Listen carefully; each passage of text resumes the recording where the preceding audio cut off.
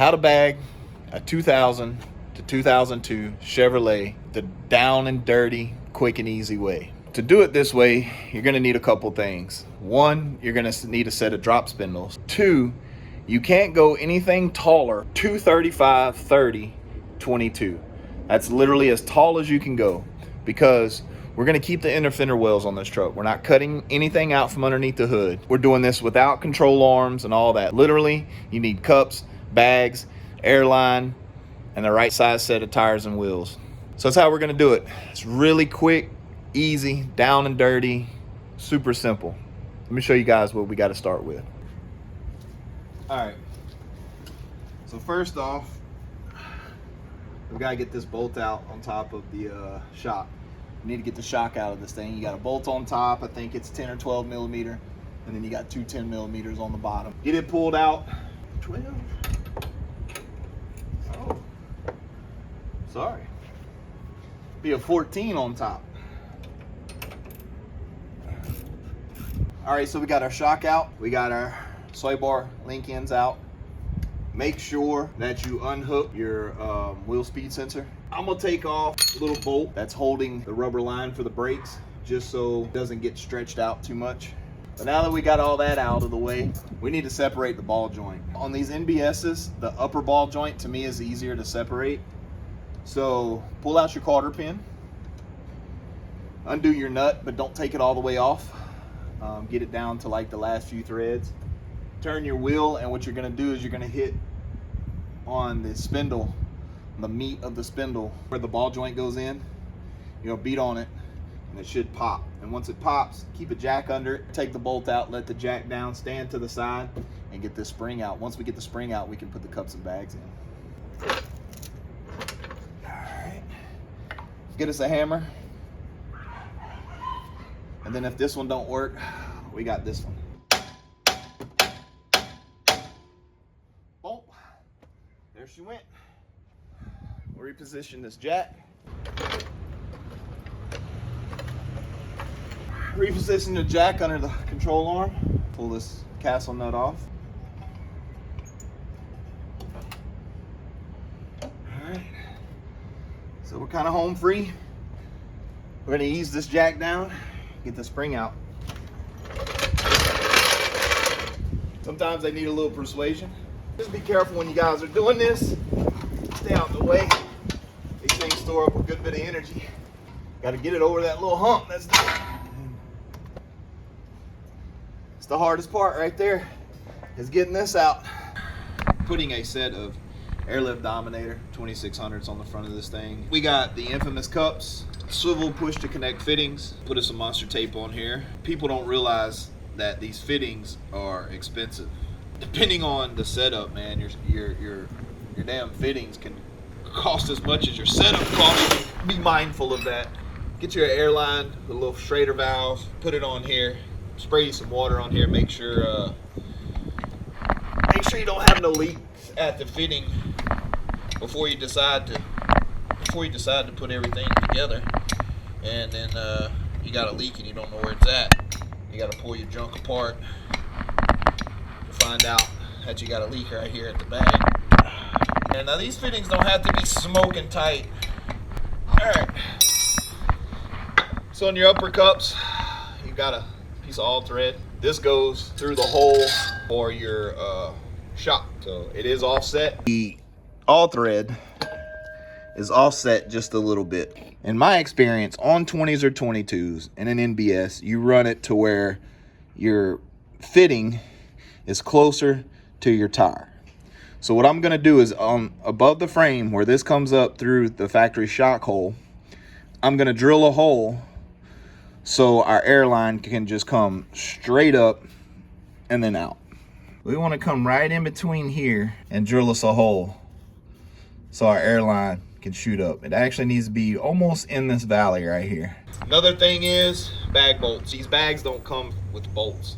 Make sure you get you some bolts for these things. Got a washer and a nut.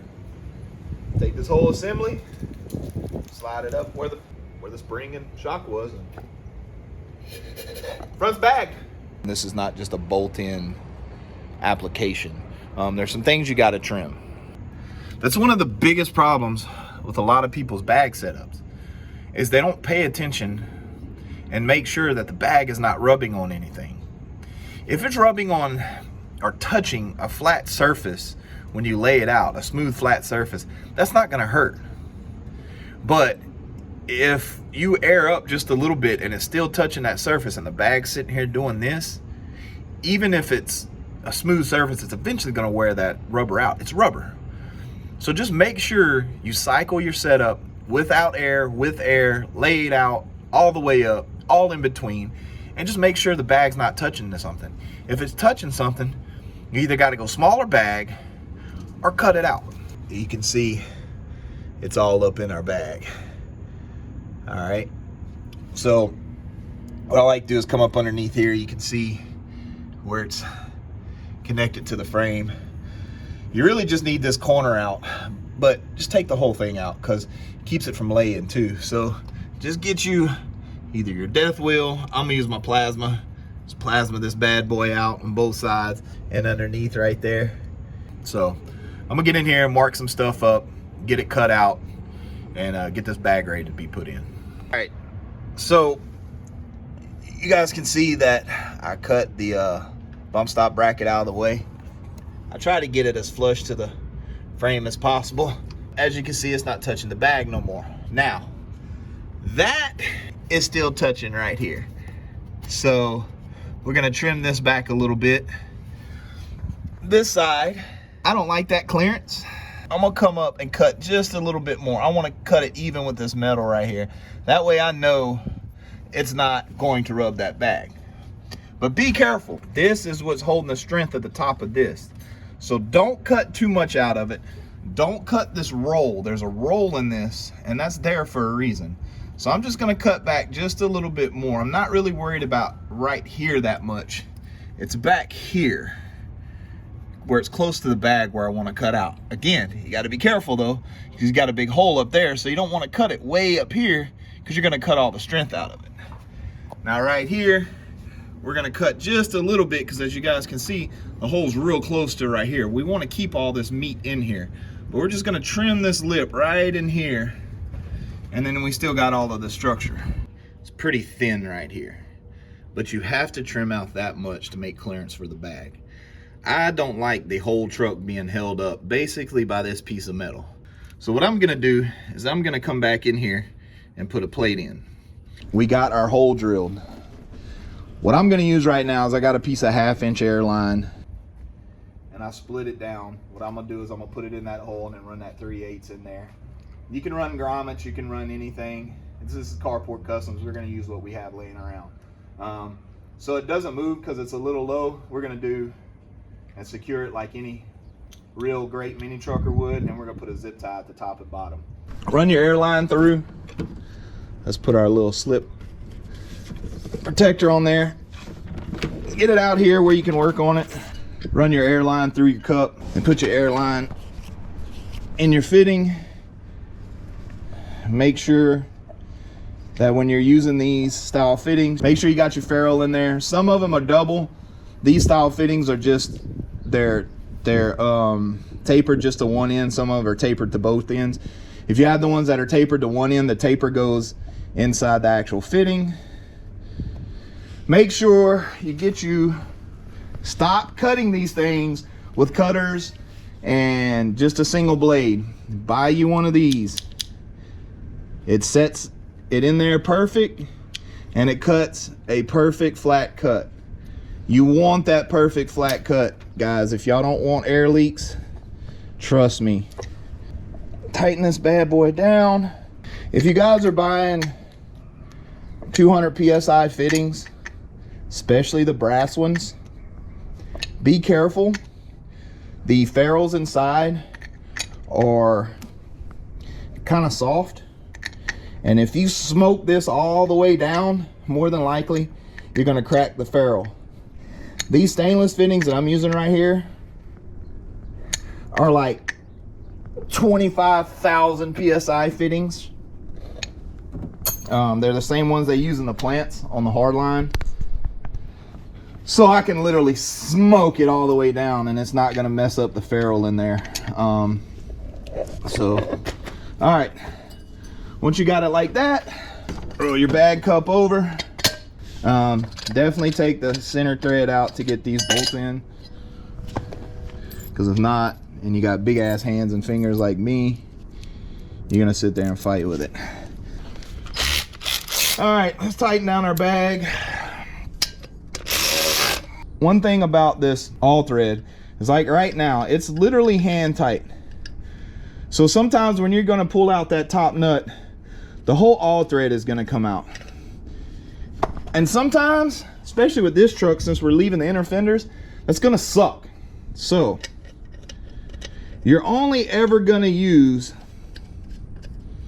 like this much, literally that much of the all thread. So what I like to do is get me a good old pair of vice grips, grab it down inside,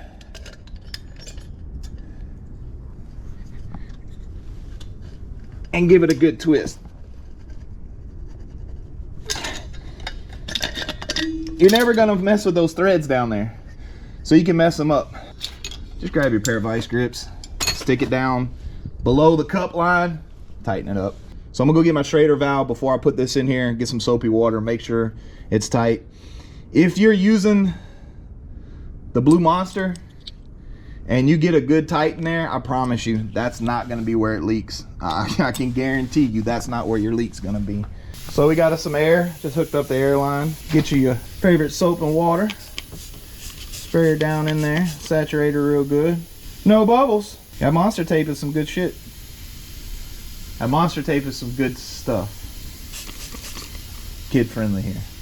Okay, now we are keeping the sway bar on this truck. We're running no shocks. Again, that is all personal preference. Personally, I've had trucks with shocks, and I currently have an OBS without shocks. You got to run one or the other. If you're going to eliminate the sway bar, you got to run shocks. If you're going to keep the sway bar, you don't need shocks. I've personally bagged a truck, drove it without shocks, added shocks, and could not tell the difference. So personally, I think the sway bar works better as far as front sway goes.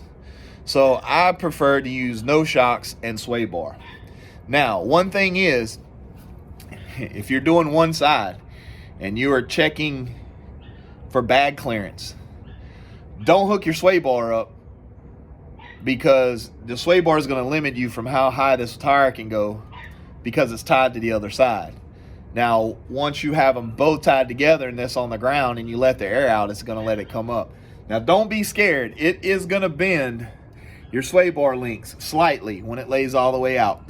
But once it bends it, it doesn't bend it to a limit that it's going to break it. It does bend them a little bit, but once it bends it, that's where it's going to be. So you're fine. Now, it's going to suck a little later when you got to change it out because your bushings go bad, because it's going to wear one side of the bushing. Buy some good red poly bushings and you'll be fine. All right, so these cups, these lower cups, they are built, designed to just float in here. So when you have weight on it, this cup is sitting in that pocket. Now, I personally don't like floating cups. I just sleep better if the cups are tacked in. So, but yeah, so that is how you bag the front of a NBS Chevrolet. Super simple.